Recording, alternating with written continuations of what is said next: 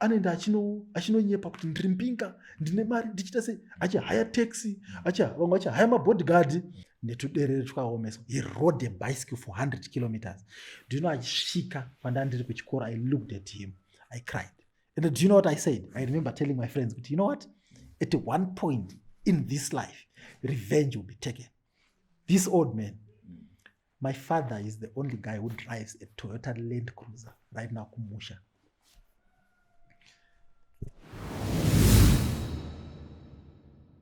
Ladies and gentlemen, welcome back to another interesting episode, and nasi quite different.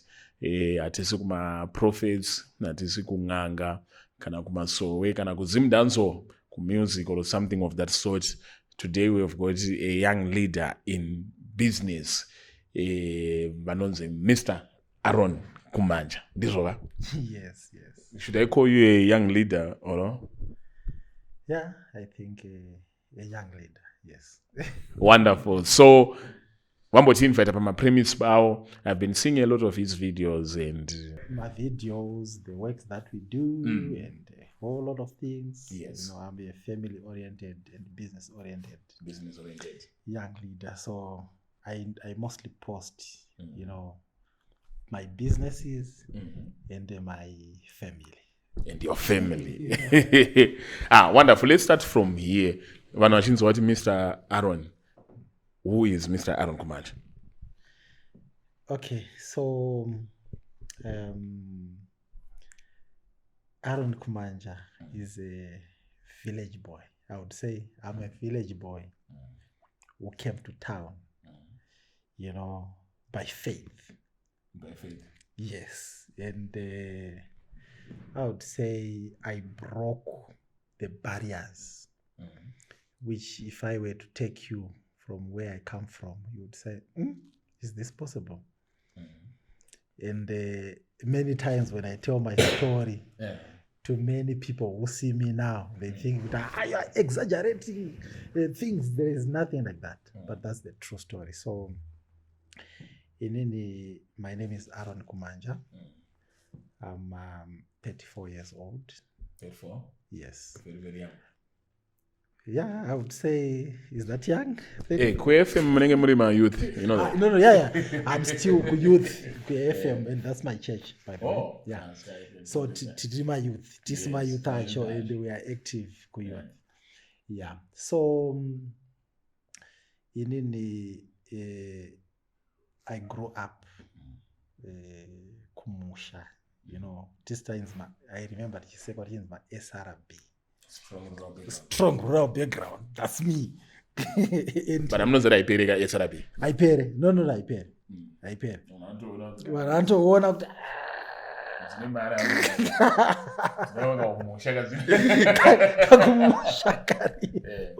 Yeah, so I grew up Kumusha in a family of 10. Kurongwe. Kunonzi kwa Mjinga. Yes. Karoi. You know, indobva kunonzi kukaroi. Then our town ichinzi Uroi. Yes. Yeah. Kukaroi, Kuroi. So it tells you something. Now it's talking Uroi. But when they say over Kumusha, I hand over Pagoromonzi, Ganadombosha, Morewa. What's Umusha? Mine is far. Yes. Yeah, it's far and with a bad road. So Kumusha Jaksha. Yeah, Kumusha, we have to put spare tires, we have to put my jerrycans, a fuel. But now things have improved. I think 35 kilometers away you can find a service station. Yeah. So I think we improve. So you came to a town by faith. Yeah. So, you know, I was born in a family of 10. I'm the third born. 10. Yeah. One mother, one father. No. So No, anenungo. No, not to anenungo, but they are no longer strong. They can't sustain. Their bodies can't sustain that. So we can't really say anenungo, but my mother, I remember the last 2 babies, my mother, she delivered on her own. Vasina kana nyamkuta kana ane alone. Experience. Vangwani experience 10 kids. But if you see my mother today, you can't strong. even tell that she has got 2 kids. Vanorima, vanoita sei. And if I tell her, hey, mama chizorora. No, handizorore, ndichizorora ichi. And this year vakatorima. And guess what? She had a bumper harvest. Yeah. She came, vakatengesa fodya. She got 7,000. She was like, this is my money. Yeah. An old woman. Yeah. Then you see young people complaining. So, I was born in a family of 10, me being the third born, under harsh conditions. My parents were poor. But at a very young age, I just became ambitious. I remember at around grade 3, I would make sound decisions from that age. At grade 3, I still remember the decisions that I made when I was grade 3. One remarkable, I'm remember. Right. One decision that I made, I remember looking at my father and my mother, vachita maricho. And I remember telling my father, you know what, I'm going to be very serious with school. And I want to change the way we are living. I still remember that. Yes. And by the time I got to grade 4, grade 5, I would read novels up to 2 a.m. Yes, by grade 5, because, kumusha atitaure chirungu. So I wanted to improve my English. So ndakaudzwanzi unofana kuverenga chirungu. So even now you can hear to my English. Yakazo improve zvayo but so kuchikoro kwangu ndonyora. Kwakusina, kuchikoro kwedu tasingataure chirungu. Waitoti ukanzwa uchitaura chirungu navamwe vanoitosekwa kutaura chirungu. Right? So I started making sound decisions indeed very young. By grade 3, I was determined, you know what, I will change the circumstances of my family. So grew up, taienda kuchikoro tisina boots. I can't remember wearing a shoe, my young age. The first shoe, leather shoe, vaizotitengera masandaki, vaiti vakari mafoja, unoziva anonzi matractor. Ndo ataipfeka. So taizoti manje muna June ukamapfeka anenge achikucheka. So taizosiya tamaviga muchuru, tomhanya netsoka kuchikoro. Anenge achipisa. Yes. So Form 2, that's when my uncle was a truck driver. Bought me a shoe. That was my first shoe pick. Do you know ndichikura ndaida boots inonzi Wayne-Brenner? Unoziva Wayne-Brenner? In fact, I'm going to buy that shoe and wear it. I'm telling you, I'm going to buy a Wayne-Brenner. I never got any chance to wear that shoe. Yes. And other kids vakapfeka Wayne-Brenner. Uchiona vakachena vakapfeka uniform vakapfinyira. And I was like, man, Nemasocks. Masocks are numbered. I have masocks. Can I paint? I can't remember wearing a paint my childhood. Again. Manga nandino. Manga. Iyo time manya mganga. Chifudza mombe. Urunzwa. Time manya netsoka zedu. Yanga tori natural shoe. Because unoza miti nonzi zvidongi. I know zvidongi zvasingati bai. Isusu yataitwa chikampangara unoziva mpangara. Mpangara ndowega waigona kubaya. Tsoka yenyu ikabuda inooneke kuti tsoka inanyanyokura irimo. Now you can't really tell, but mavanga can tell you a story. Because taimhanya kunofudza mombe unonoti chibaiwa uchita sei uchichekwa nezviti. So you can actually see there is a story behind this. But you know what? I don't regret that kind of life that I grew up in, because it molded me to be what I am today. And right now, can I tell you one thing? I can work 16 to 18 hours non-stop. Yesterday, I had my breakfast in Lusaka. Right? I drove this time. I had my lunch here. But madoctor kanenge asingazvikurudzirika manje mine mchini makahadenwa nena. I know, but takahadenwa boss. I grew hard life ndo yatakakura nayo. So ndadaro I did all my education kumusha. grade 7 yangu kumusha, form 4 yangu kumusha. Then form 4 yangu ndakapasa. Tatisina maticha but I was a hard worker. Ndo ndapasa my form 4 ne 10 subjects. Ndiri kumusha. Then ndapasa kudaro. Ndobva so ma subjects andaida kuita. Pasina pachikoro pedu. Pandakadza panonzi pakavaya. Onza stare panonzi pakavaya. Secondary school.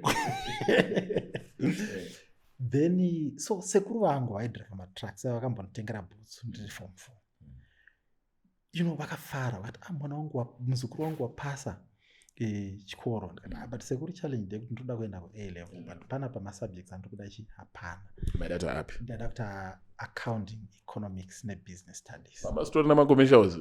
Papa sina. Papa sitori na high school pachikoro pedu.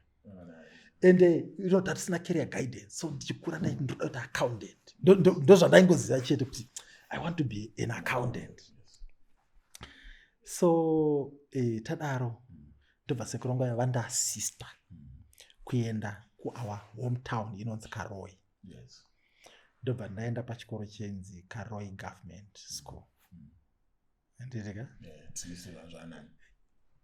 Chicha chanani? Mama government school in a second in a level. My guy. Yes. I remember my father had angwani mombe 3 or 4 I remember. Ku-A level vana kutekesa mombe.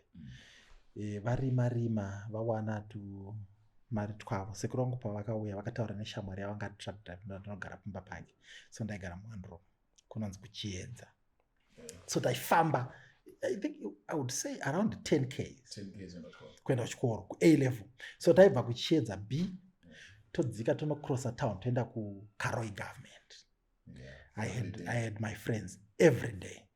And tisina majuice because pachikoro painzi vanauya vakapfeka juice. Ndandisina mari yekutenga juice. Ndandingori nesheti yangu ye-white netrouser re-black. Ndoinga uniform. Chando taitenza baba. Even now I don't struggle kugeza mvura yakatonhora. I don't. Kana ukanzi kutonhora sei? I can open a shower and burn. We were hardened.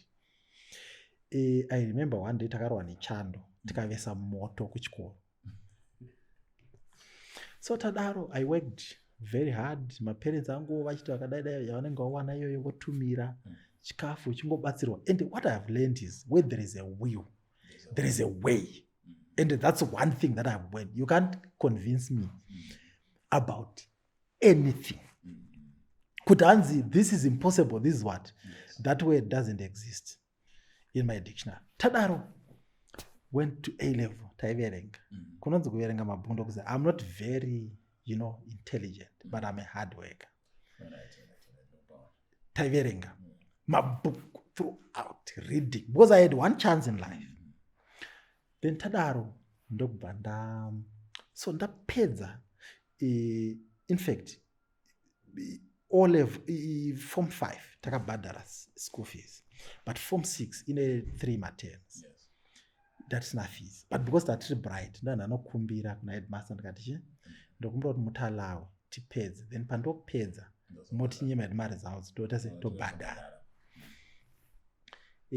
Ndokubva so ndichingopedza chikoro I looked at myself ndikati ndodzokera kumusha face my father and my mother. No, that is not going to happen. Guess what I did?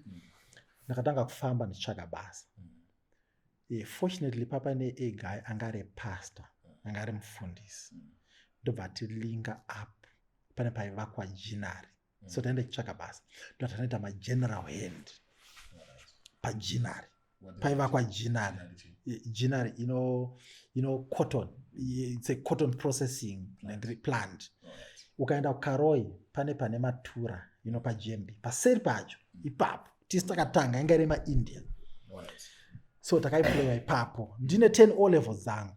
Andika papa ine option yekuenda kutemporary teaching, but I didn't want to go kutemporary teaching. Let me go uko.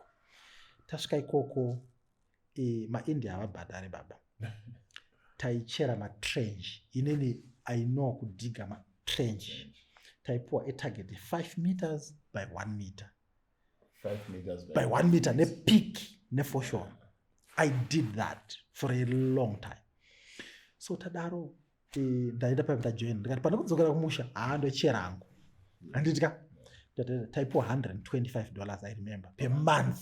Ndichera No lunch, nothing. 5 meters by by 1 meter every day. Vaita water reticulation yekunokonekta kuna kugeneral. Then imo macho maitwa zvakawanda zvaida basa remageneral. Wait. But ndiri imomo handitika ndashanda, I would dedicate myself, give myself, do my work. So angari manager wedu one day aingoona behavior boss shanda neyo kumana wembanje chi. But aingoona there is something different about this young man. What was different? No, like, you're calm, you're respectful, you're chibwas and singanwe and excellence. And ndikapuwa basa, ndaita basa rangu, kana ndichichera trench, yangu ina shortcut. Yes. Anditika, vakayoka measure, ndochera 5 meters zangu, ne 1 meter, ndonyatso chezera, ndoita straight. So pisi pana pa inspector, mine was always, outstanding. Yes. And that's me even today. I try to maintain that excellence in everything that I do. Yes, I can see. So Tadaro, he picked. There is something funny. Then one day, ndobva nditichi hande tochera mvura. Anga ine Toyota Land Cruiser 79 series. Yeah. I don't know that time the anga series if, but that Land Cruiser. Yeah. I loved that car because pandakaenda naye inene yakanyura ichidhonza Bowser. Yeah. And then someone came, pulled it out of, I know Bodonzo to rescue. It rescued itself. And I said, you know what? In my life, I'll own this car. And today I own one.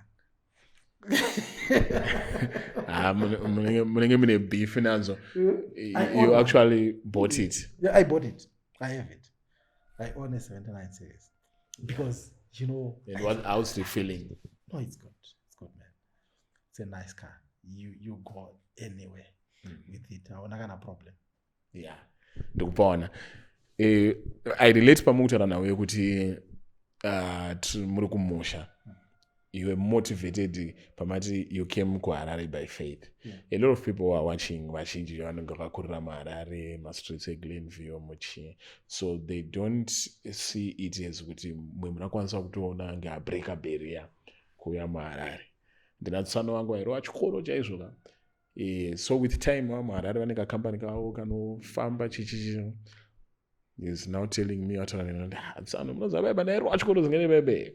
Ndatoona ndikasara wachikoro nyimo idzi ndozirima kusvika ndati ndada kutiza ndikasapasa handinzouya kuHarare. Anoona I relate pamunoti you actually came here by faith. So I want you to take me manje now muHarare. Right. No, rega ndikudze mawira andakaita fast forward. Yes.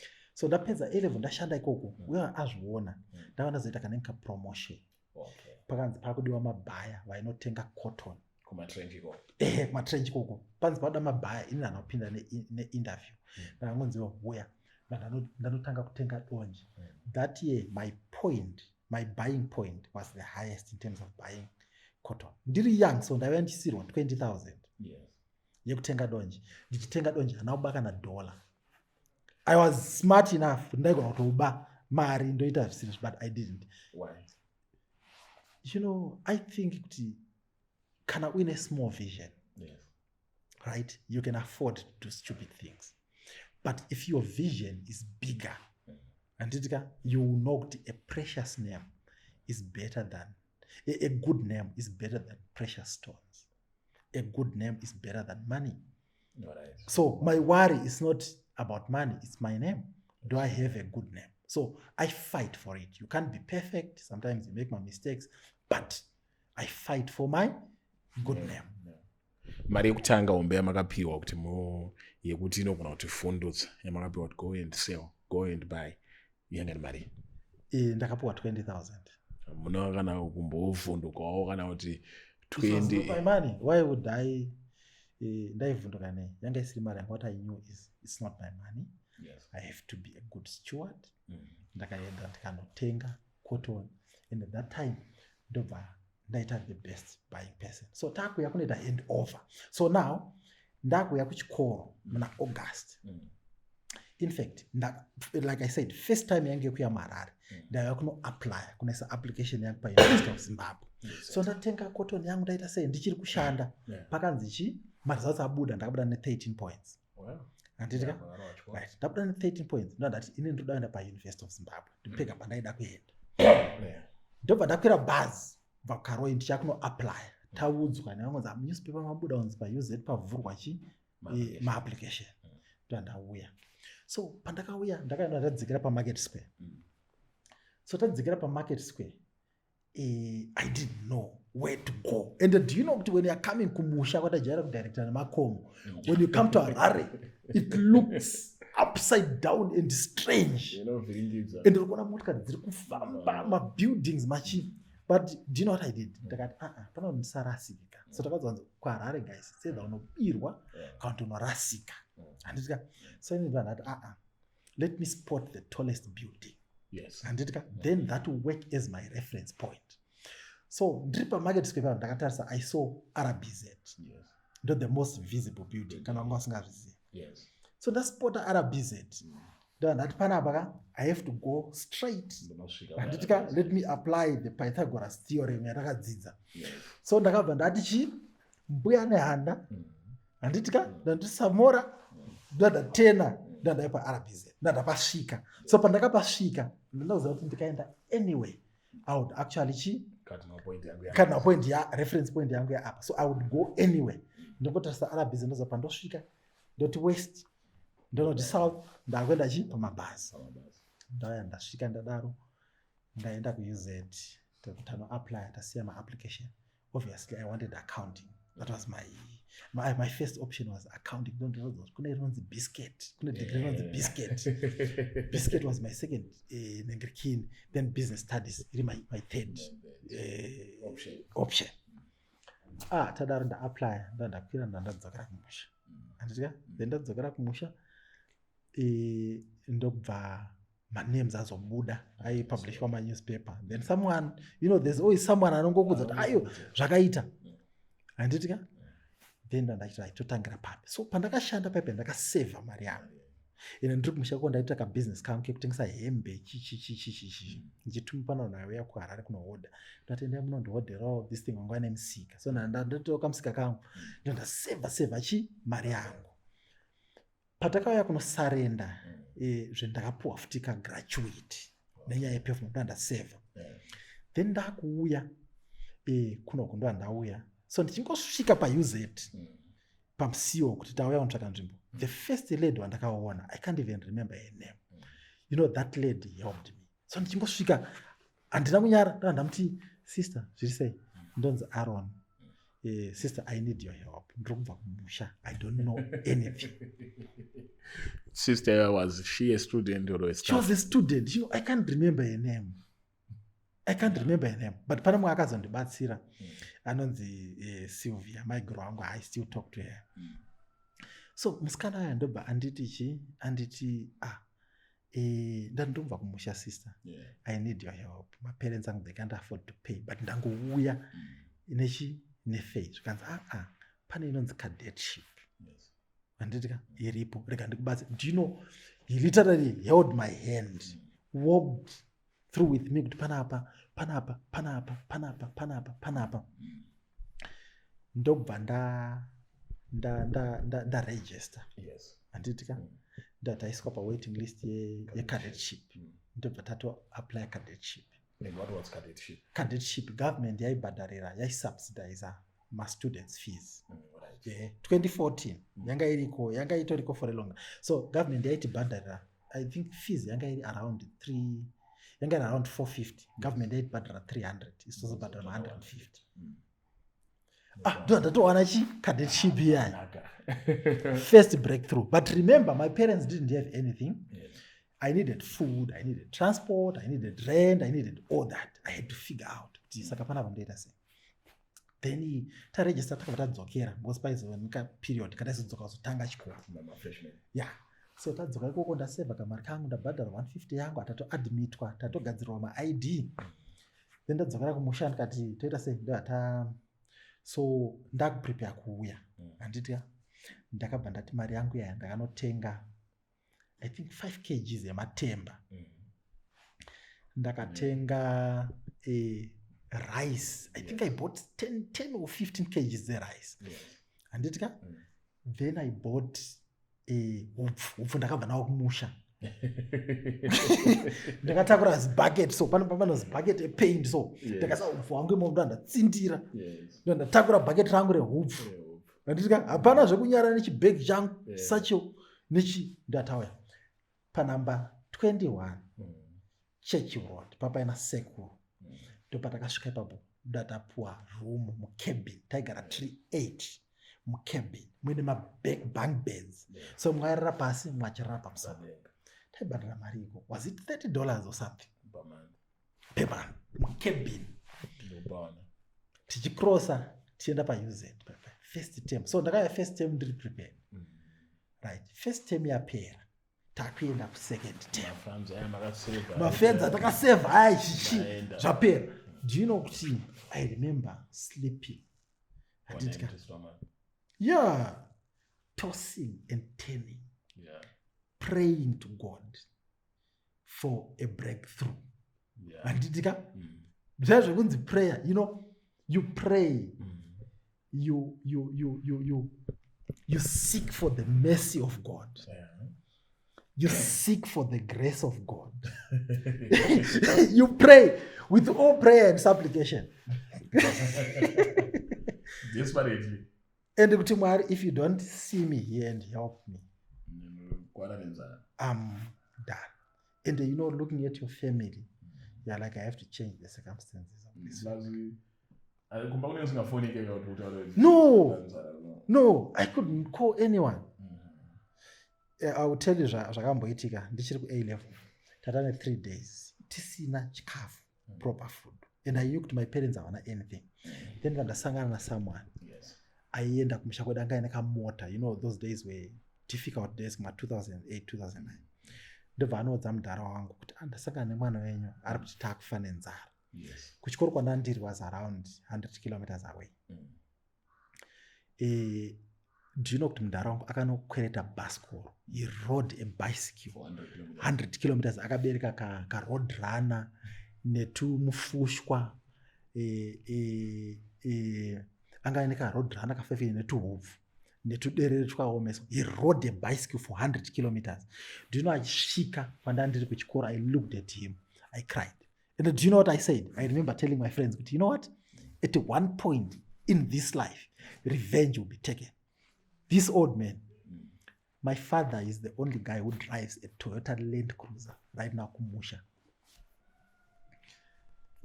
I don't feel like saying. Aiwa is my father. Yes. My parents. No, they're okay.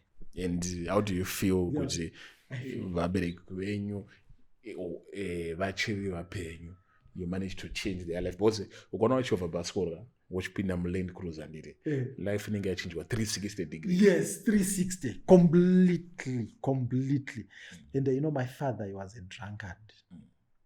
But now he changed. He's now, every time you talk to him, he's like Mananka Mwari vakanaka. He actually he saw the hand of God on me and his life, and he never thought. And I remember tichikura unoza tichitukwa nevamwe vanhu, so even hama tichitaura marafu zvazvokuti we're nothing. My father ndiye aifudzira vamwe mombe the least, but now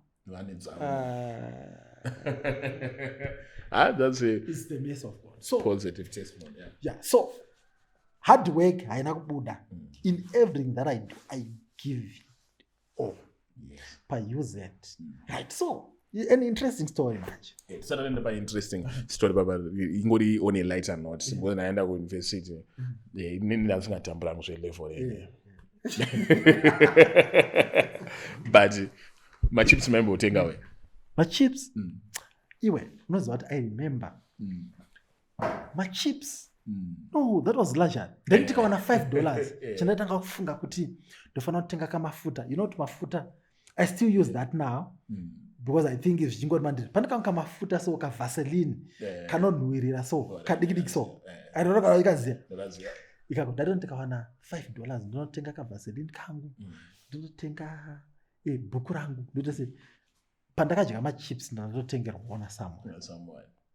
noti ndega ini ndaitenga maputi ndati ndikawana 50 cents ndotoziva kuti week papa ine tuck shop pauz ndatoziva kuti ndikawana 50 cents ndotoziva kuti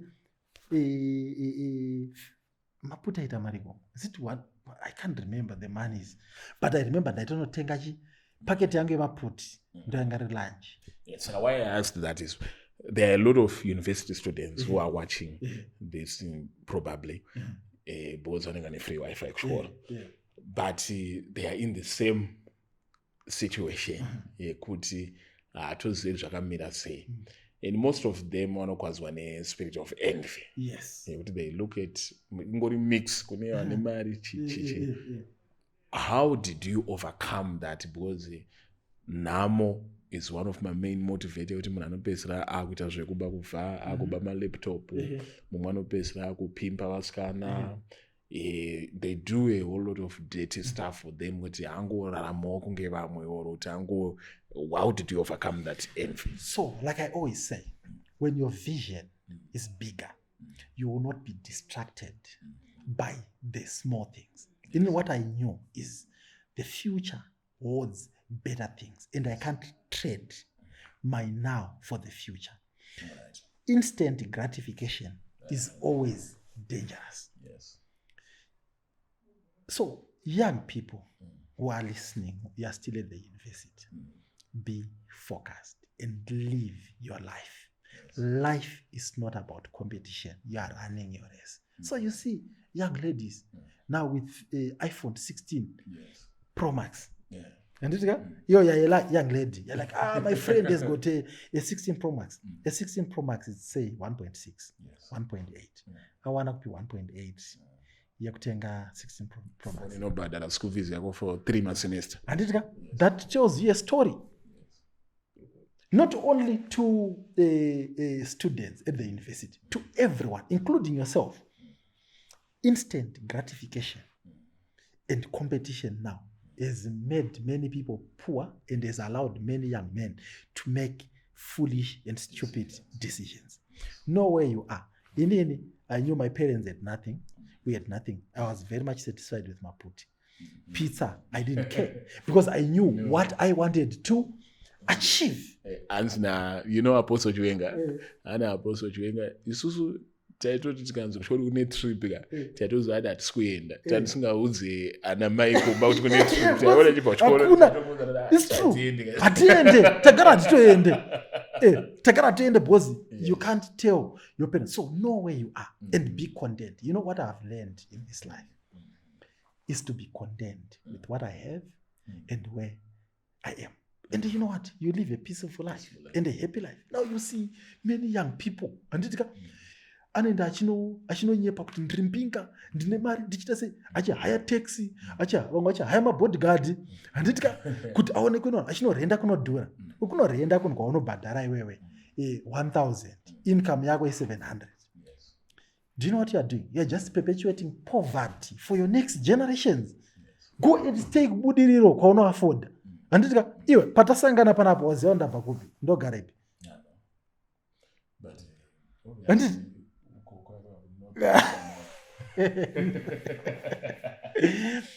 inzwa kana uine vision as a young man, you do the right things at the right time. You do the correct things at the correct time. So kuyuni ndandisina kana pressure waindiona to 3 places. Waindiona kuchapel anditika ndichinamata. Waindiona ku lecture room anditika ndichatenda ma lectures or waindiona ku library. 3 places. Chapel, lecture room or library. Waindiona wangosingambonukanzi kune gig awatoziva kuti hatiendeko because hatisina mari yacho and I couldn't afford to do that. So many young people now, generation had a problem, competition, mafaro, and all this. And many young people, they are destroying themselves and they don't take time to think. Can I tell you something? I knew that I was going to be a businessman. I did 3 project proposals. Zandaitonyora kutoti company yangu inonzi chakati ndogadzira logo ndogadzira pay offline, ndogadzira vision, ndogadzira mission, ndogadzira marketing department, HR, finance. Ndiri kuuni ndinotesekana tichiita. But nowadays, our young people, what do they spend their time doing? They are not even deep in terms of thinking, in terms of analysis. In social media yet. Izvo zvitenge chitsvaga link. Totsvaga link. Link. Tinganyore business proposal. Tsvaga link yet. Then you find after 10 years, we are different. Then you start insulting people. Kuti, hey, shaman, people are working. Right? So I encourage young people kuti focus, apply critical thinking. Yes. Anditika work hard. Maybe tisataenda ikoko ndombotanga ndapedza story yangu. Yes, no matter. So tadaro ndaenda papa uni. I worked so hard. So takuenda ku next term, I didn't know what to do. Anditika then through praying, and thinking. Because you pray for revelation, but you have to think. Use your brain. God is not a magician. You have to think. So, then ndandapa my brother an idea. Akatengesa to forge kwake. Ndamti iyo unozera kuti madezi ndo papa kuti popular zvakutengesa forge kumatoba ku sales floor. So anokumusha vaiuya vozara vachigara patoba ku sales floor vachita sei. Ndamti iyo tenga camera. Watenga camera unotora wanichi ma pictures. Patoba ku sales floor. Watora ma pictures papo ma pictures aya. Wovapa vanofara kuti atatora ma picture tiri ku Harare. Tiri ku TSF. Then my brother ndobata all right. Ndobva ndipa mari 150 tukanzi ndanotenga chi camera. Ndanotenga camera yanga iri Canon. I still remember ka digital so. Ndanotenga ka camera kaya ndanamupa. Ndobva totora ma picture ndanoto researcha kuti anogezwa kupi chichi. Ndobva totora ma picture chachigeza. But after 3 weeks ndinoajaira life yekumusha shaman. Ndizvo zvigenda kuti ndakudzokera. Saka ozvako chi camera. That was my breakthrough. Ndandatora camera ndandaenda pa UZ kwakune kwainzi magreens ndandaenda kuona ndasvika guys ndotora mafoto anda mari ndaita 50 cents boss kugesa ndandaita research writer 25 cents kugesa so ndaida 25% profit baba ndakatora mafoto pa UZ up to the extent that now kumwe kwandaitira business vanhu vaindiziva ndirichi camera. They actually call me to cameraman makazotenga Land Cruiser rini makafamba Land Cruiser cameraman makaiwana ku. They actually didn't know that I was a student. I worked hard. Anyway, there is no substitute for hard work in this life. The only thing that is for free is a dog. Dog just have to show affection to you, then you feed it. Otherwise, if you're a human being, you have to work. Do you know ndakatora mafoto pa use at papa? Ndikatora mafoto. Ndakutogona kuenda unotenga lunch $1 kwakune $1 sadza $1. Transport andichanetseka. Ndobva ndaenda pandakazoona attachment. It's another story. I got a very good attachment because I was a hard worker in all spheres. And I'm naming good attachment. You mean it was paid attachment? It was paid attachment. And ndakaona attachment to NGO. I remember 3 weeks ndatanga kushanda. Ndakajoin I think kuna September. Vanhu vanzi vari kuendeswa for a holiday. Kunonzi kuBhumi Hills. That was my first time. Kunorara muhotel. Kuenda in a holiday. Ndatapuwa ma per diem. Takapuwa I think ndakapuwa 200. Ndiri mu student. Yes, ndakaenda ndakadzoka ndichitenga chimatress chidikiso boza ndanzwa nekurara pabonde. Patakakura anambira ndakarara pambedha. Tarara pabonde rekuti paunomuka ndakadinda. So ndaona attachment ndapedza. Ndaenda kwa attachment. After attachment, things were now better because I saved my money. Then ndiri ikoko because ndandiri hard worker. Pese pandaenda ndikangoona vanhu ndichiona mari. Even now when I see people, I see money. So ndikuona. So ndiri kwa attachment. Anditika ndaitora mafoto kuvanhu vandaishanda navo ndika student. Pandowana free time ndotora mafotos. So because vaingondifarirawo and I was hardworking vanhu vaindisupport ubva kuti uya nditorere portrait ndiite sei so vamwe moms tiri koko vakandibvunza zvikanzi iwe zvemafoto akadzidzira kupi ndikati moms ibackground handina anoita sei anondibatsira so I have to figure out things. Moms guess what pandakadzoka kuchikoro every month vainditumira $30 paEcocash. That was $30. That was a lot. Svika ndapedza so indapedza mufinal year final semester tata ngori pa WhatsApp ngori pa chi indakagadzira CV rangu ndobva ndagadzira email yangu Gmail. Saka ndaiti weekends aya ndaimukira kuenda ndaigara kuside kusangana inoko ndaenda pana wakomana unotengesa newspaper aya ndavati zvonichi ndokumbira kuona kune jobs seri kaka ndobva CV rangu ranga riri mukafoni kudhara ndobva ndatacha CV rangu pana pakanzi pano pakaiswa emails pepe ndosenda baba ndakasenda email handiziva kuti mangani but kana pane munhu akatsvaga basa ndini ndakaritsvaga basa tobva kuti weekends taibuda neshamwari yangu toenda kuma-industry tichindokanda maCV ndakapedza kunyora musi wa9 June musi wa14 June 2014 I got my first job musi wa9 July 2014 anditika and guess what I was not called to one interview. I was called to many interviews because ndakadira maCV.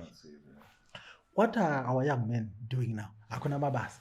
Can I tell you what? In the next month, we have hired, I think, 4 people in this organization. And they interviewed, ati ayo munhu atoziya. Vandoziya vanoisa maCV yavo. They sit in a boardroom and we ask them my questions. Vese varimo voanza. Pavanobuda vese, vanobuda vachiita kuti ari kuwana basa ndeuyu. But what our young men say, kuna mabasa. Zvazvekuzivana. Zvazvechi. It's just diligence and hard work that we require sometimes. So ndadaro fast forward ndakawana basa kune imwe organization but ndiri ikoko ndawana it took me just a month to be recognized kuti I'm different from others. Then I actually started kuti the other guys ndakutoita kunge ndiri pamusoro pavo but ndiri ikoko ndakaramba nditsvaga basa because ranga asiri stable job. Pandaikanda manhingirikini email angu papa anditika ndakaona basa ranga rakaadvertiswa necompany ndakanda email so I think maybe I was the first one to send a CV kune company yenzi Homelux Properties. I didn't know anything about real estate. Ndobva ndadaidzwa for an interview. When they performed so well, got the job. Ndakawana basa rondisati ndatombograduate. Ndandisina driver's license. My English was not very good.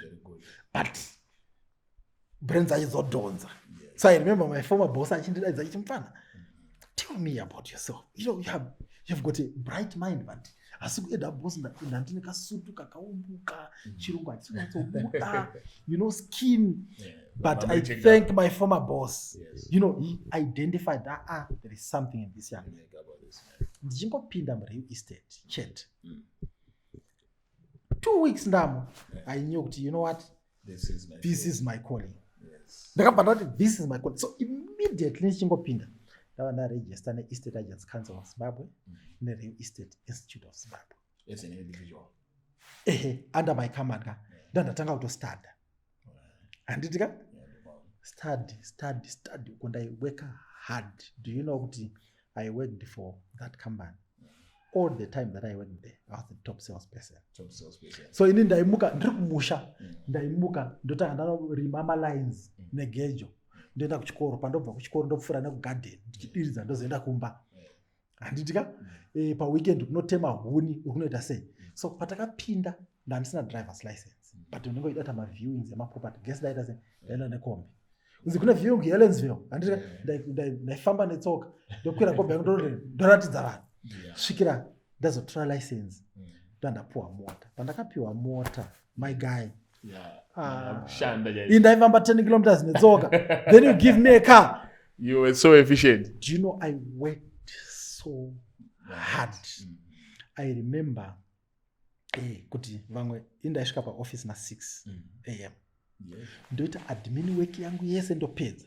Vamwe pavazara vasvika na8 vakuda kutanga unobika tea kunoita sei ini ndakupinda field baba I worked hard and andisingaende kumba ndisina kuclose my day.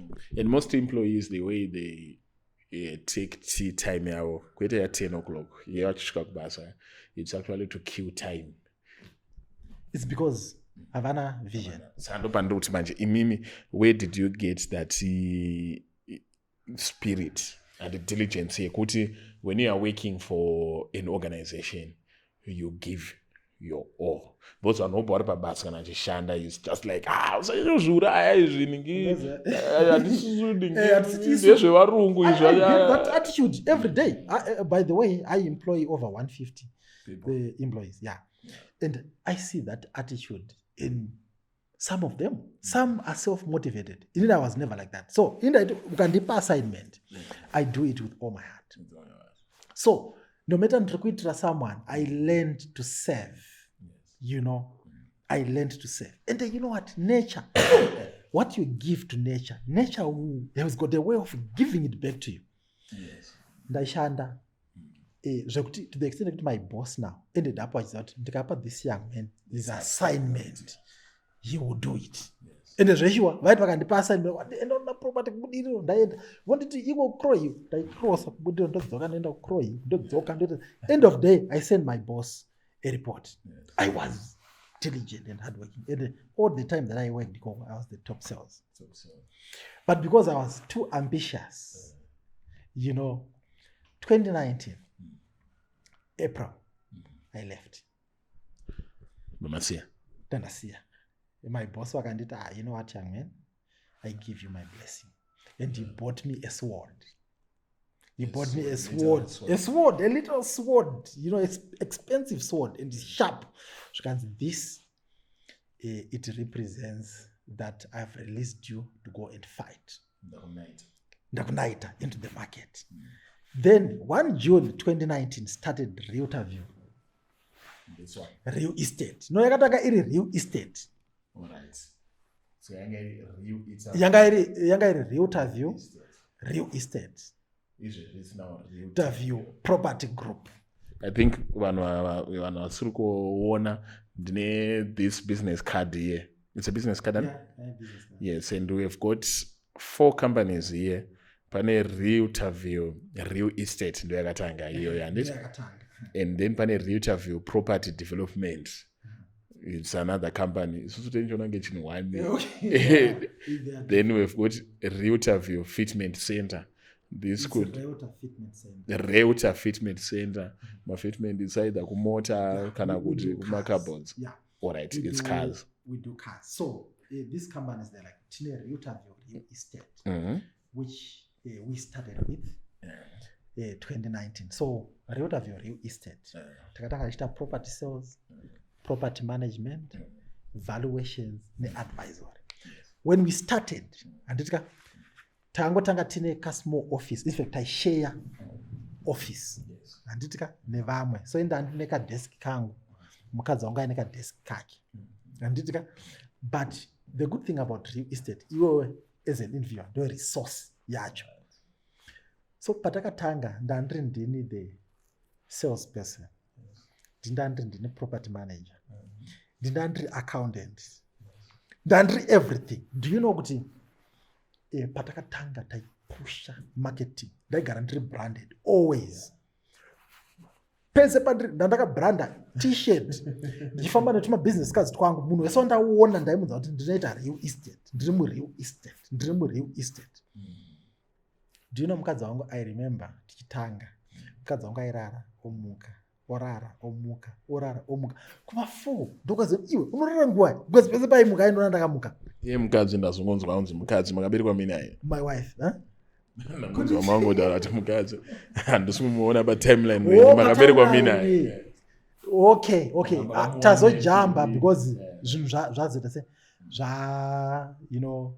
zvazowandisara zvakawanda. So ndapedza uni ndashanda kuHomelux. I worked for 3 years. Ndatowana income yangu.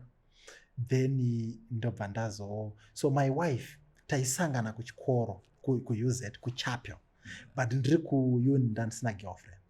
I never had a girlfriend ndiri kuuni. I couldn't afford to do it. But you liked it. No, if I didn't like her. pataisangana kuchapiwa, I didn't even like it.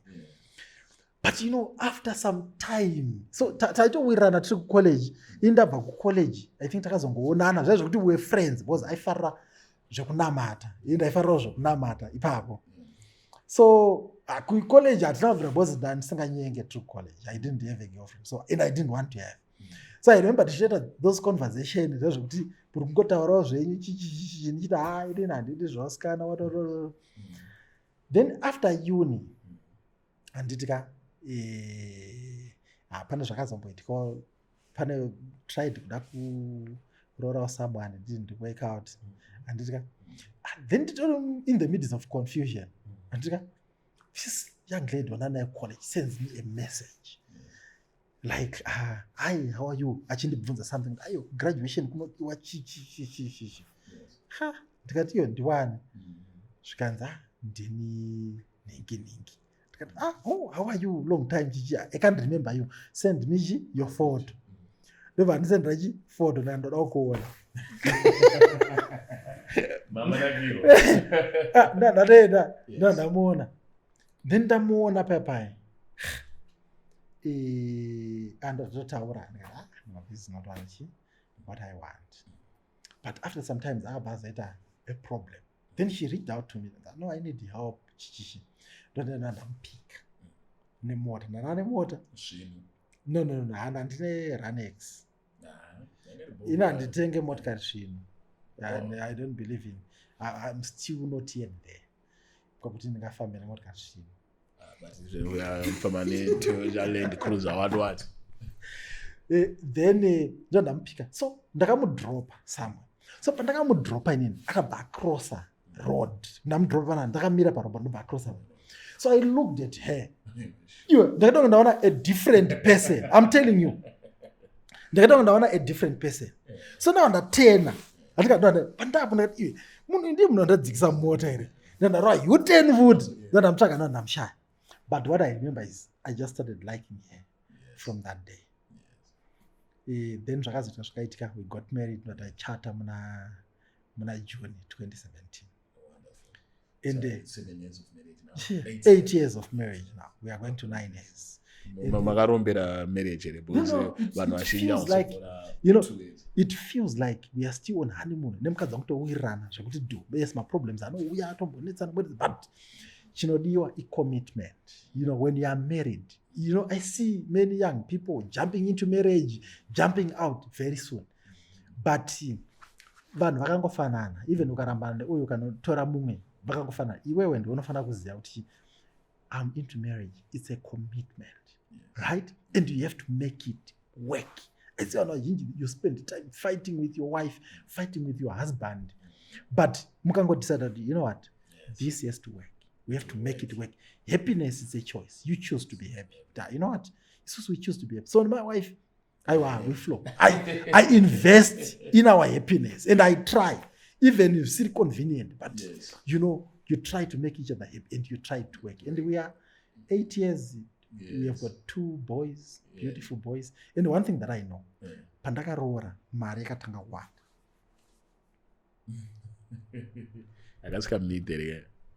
No, I think, you know, marriage, if you marry the right person, like in Nzvangu, I thank God for the wife that I have. I married a correct wife. I'm proud of that. My wife, Baba, unoziva vakadzi vasingakupe pressure. Unoziva vanoti you know what, pane kuti titenge mota. Hatitika ngatimboaccomplish ABCD. We bought our first house. Tichifamba neToyota Vitz. Tikavaka our second house. Tichifamba neVitz. Tikaita access motikari hombe yatakazotenga, ndakatenga a second hand Toyota Hilux. After tatone pekugara, tatone imba imwe yaiti pamarent house. Discipline. Anga asinga kuti ndinotenga madesigner kana hembe dzinodhura kana chikana. So a wife that you marry will also determine how far you will go. So for the young people, don't rush. So we had, you have a good wife, you marry a good husband. She will have to say.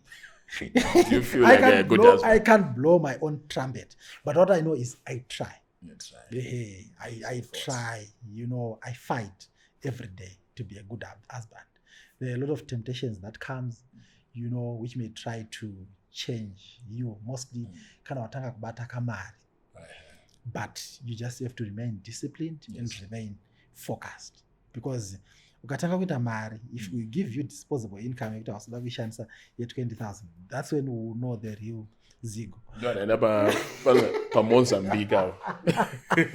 Kana usina mari, pana ukaona utogona kuti these are good men because havana mari, but we will actually see your true colors when you make. That's the true test of character.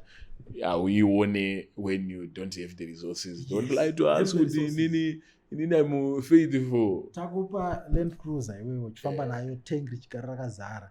Anditi unoswera Zigo uchiti wabva kuchitungwiza wopfura nekubudiriro woenda kuWestgate wonoona mumwe kunhengirikiri kudoposha. So true character, we see it, when God has blessed you. So tadaro, so saying to your wife, anoshamisika nemushandiro wamunoita, you were talking about the companies. So mama mchiti, you work hard so much. Yeah, even now, when we started, we were working together from day one. I was working with my wife, and it helps a lot. Remember challenges, I see many men that do not work with their spouses because mukaita conflict bus, but I love working with my wife, and we work together. She's a hard worker as well. Ndo teaching inotichwana na Prophet Makandiwa, Evangelist Marufu, and Apostle T.F. Chwenga. Ndakaona futi kudata gwirei. I was teaching that kuZCC izvezvi. Vanhu vari kuti ma-teachings avo they are opposed ma-teaching avo, but on this one vari kuti murume, of course it's possible kuti mukadzi wako anokwanisa kushandira imwe kambani kana kushandira vamwe varume, but they were saying kuti work towards working with your wife, kuti mukadzi wako it's either ashande newe kana kuti ashandire iwewe. Yeah, that's true. I agree with that position. Even from day one, I said you are a mukadzi wangu akaita biochemistry pa University of Zimbabwe. But I said, no, you will not work anyway. When I started my business, she came as a receptionist initially. Now she's our CEO. Aramboti manje inini mundiita receptionist panapa ndokonange ndakatopfeka coatre white ndichingo. No, not even. Like I said, I married a good wife and a vision. So she doesn't give me stress working with her. We work together so well. She's so respectful. When I make my decisions, she says, baba, maita my decisions. That's all you want. Haudi mukadzi wekuti iwe urikuedza kumake a decision. Even ndikaita ma mistakes, anotozviona kuti ndaraita ma mistakes. Ane way anozoya achitaura kuti but apa dai mama dai. She doesn't, challenge me. No. So working with your wife is good. I think it's really a blessing. I think there is actually a blessing. Vakadzi vane dzimwe nyasha dzavainadzo. Mostly kana vakadzi vekuti vanonamata. I think vane dzimwe grace dzavainadzo dzekuti uchibuda so achikunamatira uchiita zvinhu achikusupport, you actually see doors, opening. I have experienced it. I have witnessed it. I have seen. I don't know zvangu vamwe kuti vanoita sei, but ndiri kutaura my experience in it. When I got married, my opportunities atanga kuwanda. For your own information, I brokered a deal. Ndichangobva kuroora. My first big deal ndichiri kushanda kwandaishanda re 1.8 million. Ndakarita tiri kuhoneymoon. So I don't know. And my boss, do you know what my boss said? My former boss, he said, Aaron, God has just decided to give you a gift. The future is bright. So tadaro tashanda, working hard. I believe in sustainable thinking. You have to think, Zico. The world, Antitka, is ruled by 5% of people. And those are people who apply their mind, who think, and who work hard. So that the root of your real estate, atapusha yakugona kuzvimanager yega kubhadhara my expenses ayo kuita sei. I registered the second company, root of your property development. I had no idea, but all I knew is you know what, I want to achieve greatness. How different is it? So real estate, like I said, consultants. Property sales, property management, valuations, and advisory. Property development, you have broad development in the infrastructure, roads, sewer, water reticulation, in the big time. So it's a lot of projects that we are doing. Some are finished, some are underway, some are ongoing. So tadaro takuita ma-development, takataka nema small developments, very small. Kuti ndenda kuna munhu ndokuti mune yadha akakura ndakaenda kusubdivide rei, ndosubdivide land yaya anditika then ndaenda kunext what isa tina mari kusubdivide ndoti ini ndokuitira zvese nemari yangu, then ndapedza kusubdivide ndozorecover mari yangu. My breakthrough, like I said, my first breakthrough property development, waterfalls. Munhu andifonera andinotengesa land yangu. So always be different. If you are to conquer the world and to do things which are outstanding, be different. So ndaenda ku waterfalls ndasvika. So ndakaenda navafana vangu. So you are busy with property yakakura ichichi. I looked at potential. Was ndine concept yangu yanoti the highest and the best use. So ndikaenda nayo pa property pana ma BIC yakanaka. I don't look at that. I look at the potential. So how can I sweat this property to bring out the maximum out of it? Then ndabva ikoko ndanga ndatendera kuseri road excel ndanaona kune sewer line. Ndandaudza mufana wangu ndakati, you know what, potential in a property ineka is too much. Ndandaenda kune the owner, you know, he's like a brother to me. He helped me. Ndikati mukoma, ndaona property, instead of muitengese iri one lot, what do you want to achieve? Zvikanzi ini ndirikuda andoda kutenga flat in town. Ndikati ndokupa 4 my units paland yenyu if you allow me to do what I want to do. And zvikanzi no, it's okay, ita because anga sina basa naye. Ndibva ndaenda, saka anga akamboita ka subdivision, ndandasvika ndanochinyisa subdivision iyayo. Ndadaro ndandisangana mari anditika ndanochinyisa subdivision iyayo, ndataita ka planning kedu, ma plans nechichi ataida kuita ipapo. Ndabva pabuda 12 my units, ma stands papa ine imba yanga iri dilapidated. He allowed me to no ita unoita indoors wozongonipa my units awataura.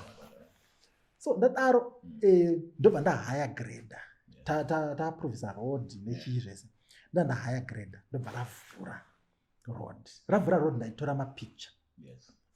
Before ndisati ndadaro ndakaisa pa status pa kuti stands for sale flexible terms. Mufesi wangu aishanda kubank ndobva iwe ma stands ako ari kupisha, handina stand, ndikudawo stand. Ndikati it's okay mukoma ndogona kukupa zvikanzi but izvozvi mari yandina ichi i5000 because aindiziva ndiri trustworthy ndirichi ndobva ndobva ndipa deposit ye5000. Andipa 5000 I guess I hired a grader nevanhu vanocheka miti ndotavhura road baba ndakatengesa mastairs. How many were they about? Papa ine 12. Yeah. Ndaimatengesa ndatanga ndimatengesa 22000 ndatengesa 27.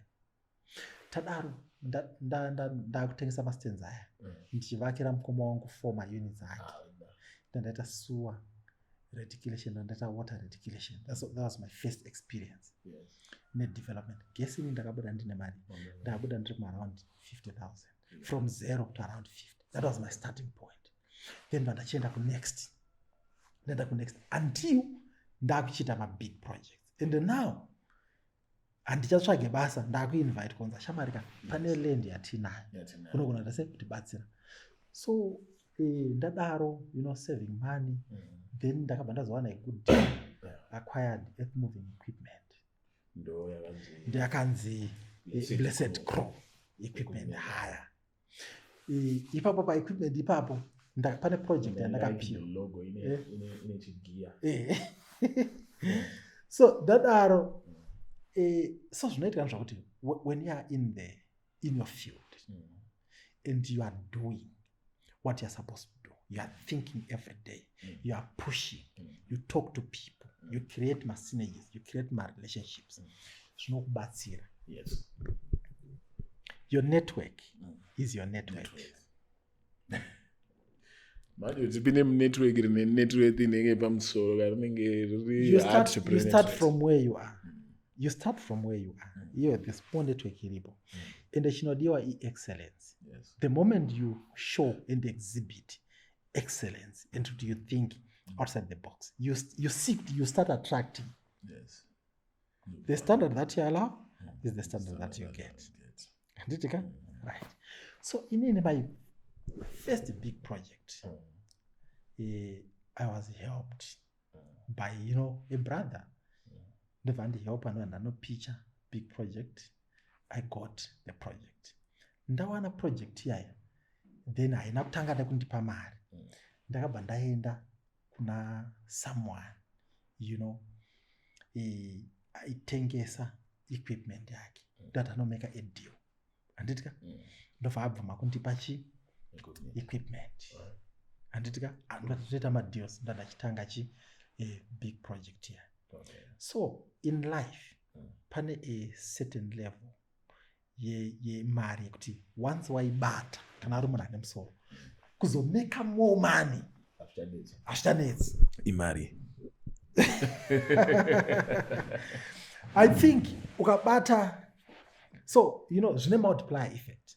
So unotanga nekubata 10,000 handitika ngitanga kobhuru utangire kumillion. Let me tell you, kobhuru ndiko kwokutanga. So unotangira ku100 andika ina handakudza kuti pandakatanga ndaitora mafoto ndichibhadhara ndichichaja dollar. Yes. That's where I started. Right? Tagraduate taenda pandakatanga real estate. When I started, I was fortunate enough kuti pama listings angu first month yangu pane a building yemtown yandaitengesa. Maybe ndandapa jamba ipapo. So ndichipusha ndapuwa building yaya kuti nditengese. First month yangu I closed the deal. Yeah. Ndobva ndawana commission, I think ngari 15,000. Yeah, that's a lot. That's a lot. Guess what I did na 15,000? Ndakabva ndabranda kamota kana ndinako. Ndobva ndagadzira brand manual chichi. Ndobva ndakagadzisa logo iri. Because ndakati shamari ka indoda international standard. Yes. Handina kuti ndawana 15,000 ndakunotenga Benz kuti vanhu vandione kuti ndambinka. No, handina kuchinja lifestyle yangu. Yes. I maintained my lifestyle. Even up to today, I still maintain my lifestyle. I don't change, lifestyle because wawana kamari. So discipline here, I think, has helped me kuti marika uya unoidzora business build up. Marika uya unoidzora business build up. Marika uya unoidzora business which build up. Every dollar counts. And haundoni ndiri kunzoko ichiverenga kuti ndabata 20,000 guys. Muri kuona here ndita mari ndiri mbinga ndiriche. Even though muri mbinga zvenyu. I can't say ndiri mbinga. I can't say ndiri mbinga. I wouldn't say that. I'm a hard worker. I'm humility. Ndasvika kumbinga, but all right, that is okay pa. But we are doing business. We are doing business big time. That is okay pa. I think at the starting point yekuti 10 yamamtanga 10,000. We don't want to start with 100 because not my deal to atongoita isusu. To end up at 10,000 yamamchiti. For example, kabata 10,000. You might be good to go. So so there is always, I wouldn't say to kabata 10,000 you're good to go, so but chinchakakosha in everything that you do is to identify your field and do the things that you know. I've seen one wakawanda kuti anobata 10,000 but ndakuda kuenda kumining. You know nothing about mining. Anditika mining baba, anditika ukanoinvesta 10,000 mining hauna chaunowana. Because kunoda mari chaichai kuti unzi waita mari nemining unofana kwakabata mari ichi so you are a journalist, you are good at journalism yako. Anditika what you need tools. Anditika ekuti you can interview, you can go and interview president. Anditika podcast yako once wakugona kuattracta the real people in your studio. Could do interview and it means you are heading somewhere. So I wouldn't say to about 10,000. We're not talking about invest, tenga mombe. dzausingaziye kuti mombe dzinoshanda sei. So where you are, you start from where you are, Yeah. what you know, and can I tell you what? Everything zvinokupa mari. Yes. Chinhu chese chinoda kuita chinokupa mari. But what you have to do is to formalize your business. You know what I've done? I've managed to scale up all my businesses because ndakama-formalize. All right. So when you formalize your business, Yeah. what it does, une certain work yaunowana isingawanikwe nebusiness risiri formalized. All right. You see? Wow. So taita rate of property development formalized it ine malogo ayo, brand manual, tax clearance, every paperwork. Dota register Blessed Crew equipment. So when we register Blessed Crew, the idea was to take care of the cars that we have within the group, my own cars, our employees' cars, and our equipment. But one day in Dakarara, I was like, but anyway, workshop, can we just make it for our own cars and our own equipment? No, let me monetize it. Yes. Then I started researching that was a panel beating and spray painting. Then we started a panel beating shop, Masas. You just have to visit. Men, Yeah. we are doing wonders there. So makatanga fleet management yenyu. Yeah, Isuzu. Then it then became a big garage. So that's where we are now. 4 companies, and I don't stop registering. Yes. Ndine imwe inonzi Real Time Security Services. Ndine imwe inonzi Big On Water Tech. Ndine imwe inonzi ndikutokangana zita. Yeah, because what you have to do, an opportunity comes when you are prepared. So what I always say to young people, to my young people that I work with, and young people who are out there, is be prepared and be on the lookout for an opportunity. You know, our young people, because of toxic politics that politics dzekutukana nekushorana, many young people, they don't see the good in our country. They don't see opportunity. Why? They spend their time complaining. But even my young people want what is there good in the country? Are there opportunities in the country? Because I know what more opportunities are in them now. But I'm not having any opportunity. Yes. I worked for it. Like I said, and I had nothing. Nothing. Right? Every day I keep planning. Every day I am thinking. Every day I'm on the lookout for an opportunity. And it give me 10 young men and it who spend their time complaining on social media and it and insulting. And it they have no business plan, they have no business proposal, they are not thinking of anything.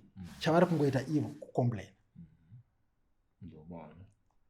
And it then give me 10 young men and a business proposal. Do you know, here, in any, I don't shut a door to anyone because, you know, I've been helped by people and I know where I come from.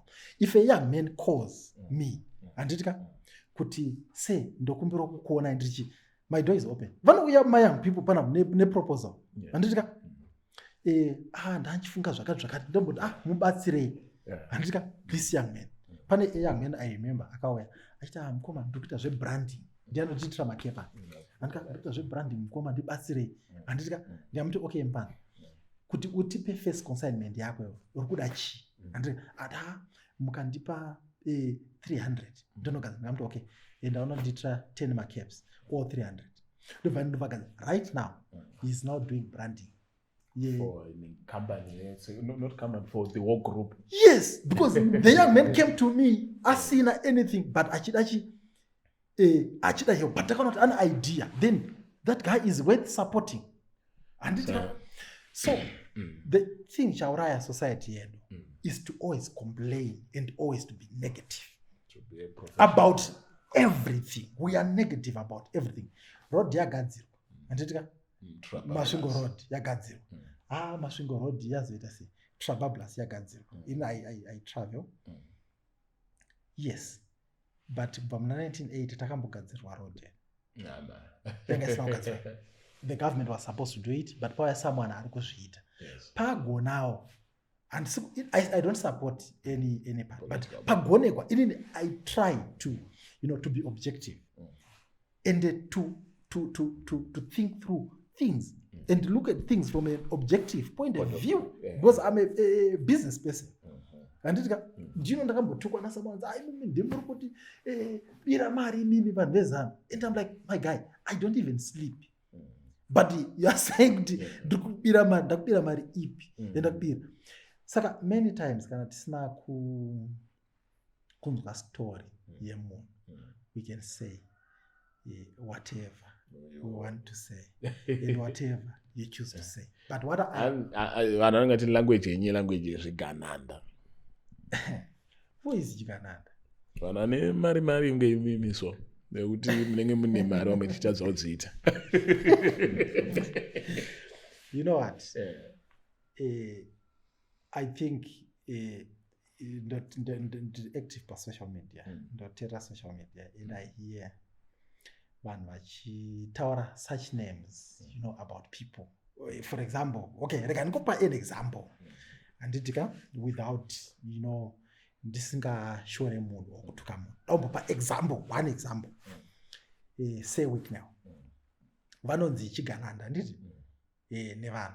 Anditika? And week now, arikuba mari yenyika, azoba mari yemagetsi, aita say. But you know what? I tend to differ in my analysis. If you sit down with him, and ask him, because zvinoitika na say week now, he chooses to show you his lifestyle. He never showed you paanenge achishanda. But can I tell you one thing, baba? Hakuna munhu anoraise million asiri smart. Vanhu vese vamuri kuti zvigananda, those guys are very smart and hardworking. Very smart and hardworking, but they choose not to show you when they are doing hard work. I'll give you an example. Ngatitaure say week no ndwari kupisa. Anditika ndwari kunzi ndo number 1 Chigananda. Let me take you back a little bit. Unoziva kuti vakambodainzwa ne ku public committee, yenzi parliament portfolio committee yailidwa na honorable Themba Mliswa. Unombozviziva? Do you know, I watched it because I think I got public. I watched it on social media. Ndakaiona. It was public. He didn't, Wicknell didn't go with anyone. He went ega. Asina kana lawyer. Yes, was caught. Aine file. Anditika? Vana pama question vamwe mai vakazenga kutobvunza ari sei mwana. Mira, but an interesting one. Say week now wakagara vari kubvunzwa the whole portfolio committee being chaired by Honorable Themba Mliswa. Then Honorable Themba Mliswa, I don't know statement yavakataura yekuti iwe uri kunzi nevanhu hanzi wakaita chitsotsechi. Onzi akati chi? Akati zvoni, those allegations are baseless and nonsensical. Zvikanzi na Honorable Themba Mliswa, that's unparliamentary. Zvikanzi, I withdraw. Right. Then ndobva vachimubvunza kuti saka iwe tenda iro wakariwana sei nechi. He articulated. Anditika kuti takazotenda so tikaita so. Can I tell you one thing? Munhu anowana mari yaya ina Wicknell haiwanikwe nemunhu asiri smart. The guy is smart. And zvinoitika ndezvekuti once waita certain level yemari, kuwana your next money becomes so easy. To get to the next level, it's so easy. Anditi vanoti no, una matenda. Anditi ndo zvaanenge achakizwa. No, una matenda. Unoita say, do you know those tenders are public? Pane inonzi EGP system yakaitwa muno muZimbabwe. Ukaenda ukanoregister nePRAS, business rako yo. Ukanoregister nePRAS. Andika Procurement Regulatory Authority. Kune categories ariko. Anditika?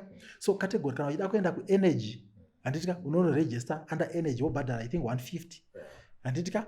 Kana uchida kuita ine ndiri ku real estate, my real estate company inayo EGP, my property development inayo EGP, kumota inayo EGP, ku equipment inayo EGP. Do you know what matenda yawayo every day? Don't know fana unogara wachivhura matenda every day. handitika right. So zvinoitika pamatenda aya anenge aine ma-requirements aanenge achida. Ndosaka ndichikudza kuti you have to formalize your business in a way so that you are able to get those big tenders. Pane rimwe basa rekuti kana usiri formalized hauri wani. Handitika right. So say wekinova explain kuti tender yakauya ndobva taita A ndotaisa B ndotaita C. Handitika vabva ipapo portfolio committee yeparliament ndobva yamushaira mhosva.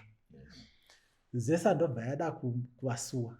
Handizi kuti zese rakaundichi ndobva yada kuvasuwa. Andokanzwa yaita outcry kunzi vari kutonzi bhadharai futi 22 million ivo vakabhadhara 5 million. Tinenge tichichema because hatizive the law yecontract. So process yematenda aya, let me tell you, inini I have won matenda without knowing anyone. Masmall tenders, I have won them. You know what? Vanokuti zvoni uploadai your methodology yekuti basa muchariita sei. Uploadai your tax clearance certificate. Uploadai your company documents. Uploadai your company profile. Tipei quotation yenyu. Handitika zvese zvinoitwa online hapana munhu anoona. Zvaenda uko zvono downloadwa. Handitika voita adjudication process yavo voaward contract. Pana matenders ekuti kana uchida kuipicha vantu toda kuona your bank statement. Handitika bank statement yaseweekly inenge ichiwa I don't know but rickshaw kuti vakamova 100 million or 200 million. Ndonokombita nawo obviously vanogona kuloza. Handitika so instead of kuti uye udzidze kuti but maybe your first million wakaiwana sei. We concentrate on kutuka vanhu pasocial media kuti zvigananda zvichi. But young people, formalize your businesses. Handitika and across the world vanhu vanodhila nematenders vese they are super rich. I played golf recently. Yeah, but remember you are a journalist, that's your profession, that's your business. Handitika tenderpreneurship is also a business.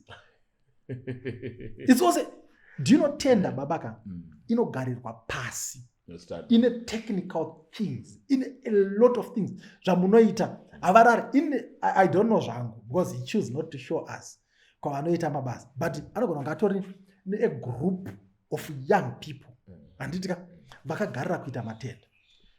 There's a lawyer akapiwa mari recently akapiwa mota $50,000 car and she so pano anonyora kadhati long but paunorara usiku hwese uchiverenga matenda macontract so that everything is watertight. Hatitiri kuona. So now if they say no want to prosecute this guy akatibira akaita say I tell you they will prosecute nothing because it's to know what to do. Right? Zesa ndikaenda kucourt ikanzi mutofana kutobhadhara 22 million because va breach a contract ine two sides, ine ma obligations the client ine ma obligations a contractor. So vana kumita their obligations then vobva vaenda upowa order of specific performance kunzi guys perform. And saka isusu manje tisingaziye tangoona headline yakanzi kwakabiwa mari then we start insulting people. I have been insulted but ndambondane maripi. But pamatenda yes they are public. Hapanere kuti the public process will be a charade but kumashure walk titori zvafana noti painterview munonzwa ma-allegations ema-interviews ekutsvaga basa kuti just to satisfy ma-regulation emunyika in terms of how you flight a job vacancy. Kunouya panapa pariu tatati we are going to invite 50 people vouya vanotoitwa ma-interviews tine 105. You know what, those are stories that people say but vasiri practical. I sit in other boards of other companies. We interview people and many times we hire people on merit. Saka ndoma stories atiri kufana kubvisa in the mind of our young people because hauchaparticipate iwewe in the things that can change your future because wakaudzwa unzi zvinhu zvine chitsotsi. Unomboziva kuti claim kuti uwane claim iwewe sazigo gold mining claim hakudi less more than $150. Unombozviziva ku Ministry of Mines it has nothing to do with ZANU-PF. It has nothing to do with anyone.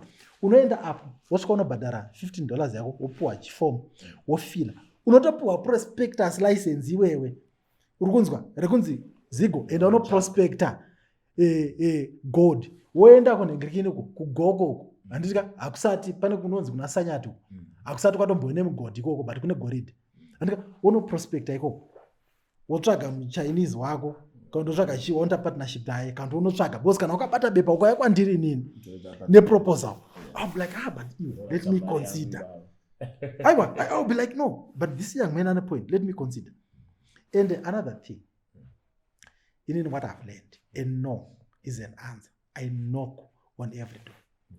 Ndichoka business baba ndinoenda even ndiri kwandiri I remember ndichijairwa netumwe twapfana because pandosvika ndiri group CEO ndiri chino ndosvika guys togadzira mota hamuna here mota dzoda kugadzirwa chichi ndosiya company profile yangu chichironzwa kuti daidzira wemkote nengirikini motka handika so I knock on every door pamwe unosvika unza no hatisi kuda pamwe it's a yes so a no it's an answer, but I will try. And I will never stop trying. So that's what I'm saying to young people. The guys, look, don't be negative about your country. Yo unofunga kuti kwagara zvakanaka ndekupiwa. Ndekupi muno mu Southern Africa unofunga kuti kune vanhu vane government inouya ichingopa vanhu mari vakagara. No, what is now happening is young people, they are either staying idle mu Zimbabwe anditi or vanoenda ku South or vanokwanisa vanobva vatakuenda ku-UK. When they look at it varuti there are no the picture that is created is kana paine young people like uchiona paTV or pachitaura panonzi vana vedu vapera nemadrugs apambobudiswawo picture yekuti zvinongonzikana kuti muZimbabwe uchangoita zvemadrugs ako ndobva wapererwa apambobudawo picture yekuti ake you can actually do something which makes sense for me. You can do something from here. And the Zim, we are blessed. We have got land here. Young people, siyai kugara mumaflats endai kumusha munorima. Ndambokudza kuti mai vangu inini. Handitika vakarima vakatengesa fodya. My mother, handitika vakarima fodya kumusha uko. Vakauya vakatengesa vakatouya ne7,000 nayo vakatenga zvavaida. I give her money. She has no reason to work, but she said, you know what? I'll work as long as I'm able. I'll work. But our young people, what do? They are looking for easy things. And easy money. There is no easy money. You work for it. And you hakuna government.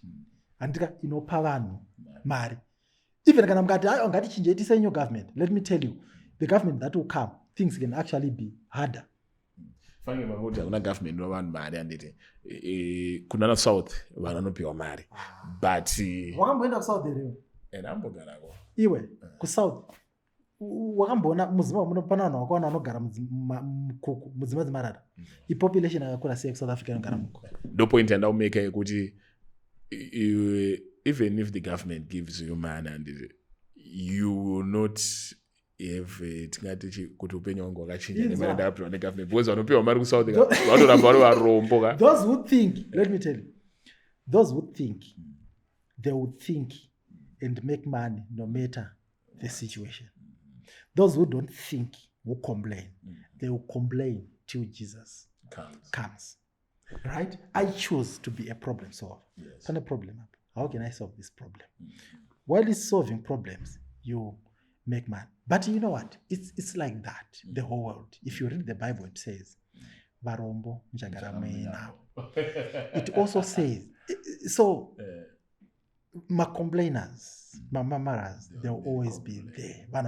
Complain. You know, balance your toilet. So we need a opposition. We need the ruling party. We need, you know, God created like that. The ecosystem, you know, they say, but imagine, you know, I see many young people, they think their answer is in politics. It's not in politics. It's in you as an individual. Sit down, think. There is no problem that can withstand the continual assault of sustained thinking. Right? Apply your mind and think. Try and work hard. Andika cheketa huku. Andika macucumber itase trya handitika but now many yangu ogara vari pafoni throughout handitika pafoni haana kana time yekufunga, haana kana business proposal, haana kana anything. Opportunity yacho unowana kupi? Opportunity shamwari ka unoiona when you are in the lookout. Uri kunzwa kuti everyday pandomuka ine ndaimboteerera politics kudhara ndiri kucollege ndichiteera politics pane mumwe wainzi baba jukwa so tikuma 2013 ndiri kuyuni ngo tichitoda mabasa isusu tichiteera bajo. But pakaitwa election ya 2013 do you know what I said to myself? Ndakarwadziwa sosvika pamwoyo zvichinzi opportunity and I was like someone came and told me that young man open your eyes. From ipapo I don't care about politics. Right? I learn. And I don't criticize. I learn. And I see opportunity. Do you know kuti wakamboverenga madocuments anoitwa neZANU-PF NDS1 wakamboverenga kana manifesto yavo? No, inandiverenge such, but I listen when they give my babaka vanhu avo vanofunga unombozviziva. That's why they're paying power up to now. Yes, and sometimes you then I deal with both sides. About land development to deal with council and the council and my councillors opposition. Babaka, pandaka deal now when you are dealing with those people, my councillors are ZANU-PF 9. I can tell you that good Atina Chonzu opposition. It's self-interest. Anyway, the world is run on self-interest. Ngwana mna chakori wa chiti pasinewe pasichi yo funga rada kupa chikafi wewe. Ayo. Young people, don't waste your time on politics. It will never change the circumstances of your life. Stand up. Tanga kuita business proposal. Go and knock on every door. Give it a try. Each and every day. Pray to your God for mercy. And you have breakthrough one day. Those who try, they will definitely find answers. Dada tumadipe my last words, but mama totipa my last words. Kanda utongo kubonza yetu ma nonsense kwa question 3 yangu tukwango tichivhara network yamungazvipende ipi kana kuti inonzi class width yamungazvipe because tinoziva kuti tiuise palevel ripi rezviganhani kana rembinga. I don't know about network, but I have tried to be disciplined. I don't waste resources that I have, but I multiply. What I have. What I can say is, I think I'm getting to a place of being comfortable. Yeah, being comfortable, I would say. Yeah, I think I'll get there. Eventually, I'll be a multimillionaire. There is no doubt about it because every day my eyes are looking so there. Eventually, I'll be a multimillionaire. It means you're already a millionaire. You can borrow more than $1 million. From the government, from the banks. Yeah. Yes, I think I can. I think I can. But alright, but yeah, but financial literacy is very important. I delayed and I still delay gratification because I'm looking at the future and the bigger picture. So you find out I don't drive a luxury car. I don't stay in a luxury house. And ndichiri kuisa mari business because I'm still growing. I'm so deprived of my luxuries of life. Because what's the purpose of wealth when you cannot enjoy the luxuries? No, I make myself comfortable. But luxury, itwa babaka. Ndane $1 million yakagara mbanki. Andika yansuda ushandisa anything. Yakakula down. Then I will say, as nda millionaire. Chai ndine $1 million yakasita mbanki. Then I can then start exploring my luxuries. But now I take my family for holidays. I go for a holiday out of the country, in the country. Then basa rangu rinoandala kufamba. Ndichinoona ma properties. So wherever pande ndaenda, mangwana ndobva ndatoenda kugame park ndo ndaita sei. But one thing, I give it all. Then my last now is, are you a man of faith? Yes, I believe in God. The Bible says it's not him that willeth or him that runneth, but of the Lord that showeth mercy. Right. So I believe in God. Jana tithing and I giving. believe in Jesus Christ. I give. My wife is a giver. Right. My wife, Abaka, do you know tinemamwe ma property kuti collect rent? We don't even use it. My wife and charity. We help the poor. We give to the poor. We choose not to, to do it on camera. But my wife is a giver. I am a giver too.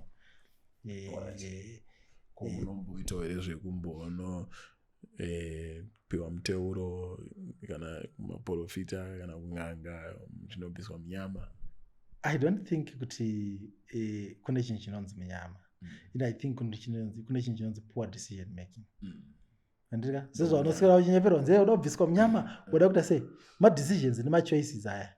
Your choices. Ari poor. Anditika iwo kuti munyama ndio ende maprofita aya business karere. Andonoziva majority of them it's business. Hapana chimboripo papa. It's play with your psychology so that you think kuti I need another power ribva somewhere to help me. Andisandambobata mteuro.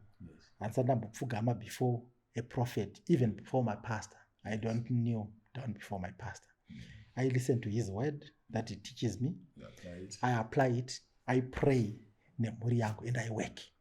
So you can't brainwash me. Even to church,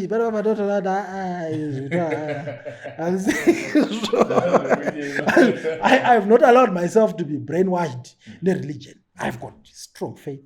I believe in God. I believe in Jesus Christ. I read the Bible. It gives me the direction. I pray. I help my community. I help my society. I help the people around me. Those that I can. You can't help everyone, but I try to do the best that I can. So I believe in God. Like I said, coming from the village, it was all by faith. Trusting God. Believing God. And like I said, at one point, I prayed my desperate prayer. I remember, Mary, if you don't help me, I absolutely have no other help. Intervene. And he intervened. He intervened. So people should just pray, on their own. Read your Bible, develop your faith, and pray to God. Hakuna shortcut. My church, Maria zodona bamdenga. That's a lie. God is not a magician. He's a miracle worker. And my miracle akati I will bless and establish the work of your hands. Anditika? So ndinoenda ndinotanga garage masasa. Ndochinamata kuti Mwari establish the work of my hands. And God opens the doors for me. Anditika iwe wakagara kumba hauna kurima kana kabindu. Anditika hauna kana business proposal. Hauna kana chawinacho and you think that you will get breakthrough. What do you want God to bless? Nothing. You see, so but kuma church manje munoenda muchisvika mopiwa mvura moita sei monziye uchabudirira uchapfuma kunyepa baba ukunzwa aubudirire kana usina zvauri kuita dusa pacho paunongo uchiita inzwa pacho paunongo uchiita zvauri kuita ipapo. It's not only kuti ndikuita something, do it with excellence. Do it properly. Do it. Kana tichigadzira mota tinoenda tonokwesha mota tocleana mota tope motikari ichibuda munhangirini medu itonge iri kubva kufactory. But pane magarage they will never grow kuenda anyway because paanoenda ikoko anosvika yongo kweshwa onyepa zvinhu handitika vongopenda nechipaint handitika vabva vaenda munhu achanozvona kuti paitwa short job haachadzoka hacharekomenda futi kana anga ari murodhi kweyako anobvanze uda kuenda uko. So like I always say a good name is better than precious stones. Panotapamba kuti unoitawo machallenges hauzoshaiwa munhu anocomplain against you and akanganisa ende you can never be perfect in this life but do your best to bring the best out. Ladies and gentlemen, Mawanzwa, CEO, chairman, founder of Realtorview, Real Estate, Realtorview, Property Development, Realtor Fitment Center, and Blessed Crew. And I'll try to release this video before the event that you have. I think in closing, just tell us about that event. And then Well, that event basically is just a public lecture to conscientize, our people. A lot of people have lost properties, have lost money, and I think you have seen, especially in diaspora. You have seen vanhu vachipazirwa dzimba. It bleeds my heart. Zimbabweans, we are hard workers. We are working so hard, but there are some people who are out there vakatomirira kutsotsa kuti panomuka andika business rake kutsotsa vanhu arafunga kuti ndovavhara sei. Anditika so vanhu vari kuitwa mademolitions emaproperties avo, they are losing their property. So we decided, you know what, let's just conscientize the public, because zvine zviri kuita as a result ekuti vanhu havasi kuziva.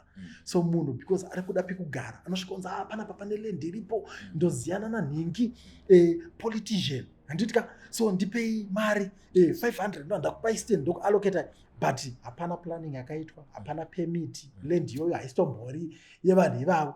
Wapa mari vanhu vaya voenda ivo vosara vachivaka vachipiwa assurance. But do you know muzimu tine bylaws, tine laws, and Zimka is one of the most planned countries Southern Africa.